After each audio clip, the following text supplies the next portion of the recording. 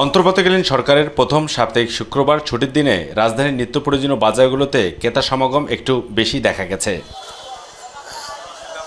সব ধরনের কাঁচা পণ্যের দাম কেজি প্রতি 5 থেকে 10 টাকা কমলেও এখনও অনেক জিনিসপত্রের দাম অনেক চড়া।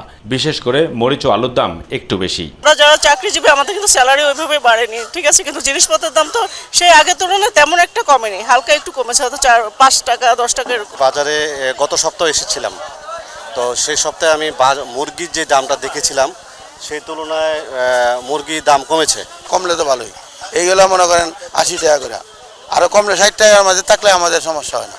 ভোক্তারা বলছেন এই দাম আরও নিয়ন্ত্রণে আসবে যদি বাজার সিন্ডিকেট ভেঙে ফেলা যায়। আসলে আমাদের ক্রয় ক্ষমতার একদম বাইরে চলে গেছিল সবকিছুই, এখন সবকিছু নিয়ন্ত্রিত অবস্থা আসতেছে, এটা আরো একটু সময় লাগবে। যে জিনিসগুলো বিভিন্ন সাইট থেকে আসে ওই সমস্ত সাইটে কোনো সিন্ডিকেট আছে কিনা এটা তদন্ত করে বের করা উচিত। গরুর মাংস, ব্রয়লার মুরগি ও মাছের দাম কমলেও ইলিশ ও চিংড়ি মাছের দাম বেশ চড়া। তবে বাজারে সব ধরনের নিত্য প্রয়োজনীয় জিনিসপত্রের দাম কমাতে আরও একটু সময়ের প্রয়োজন বলে মনে করেন ব্যবসায়ীরা।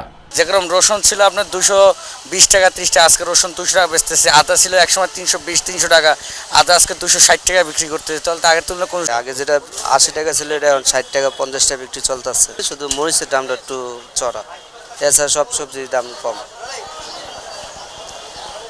বর্তমান অন্তর্বর্তীকালীন সরকারের এক সপ্তাহের বাজার ব্যবস্থাপনায় দেখা গেছে প্রতিটি সবজির দাম 5 থেকে 10 টাকা করে কমেছে।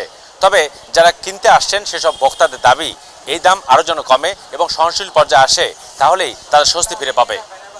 রামপুরা বাজার থেকে আবু সাদ অপু, মাই টিভি, ঢাকা।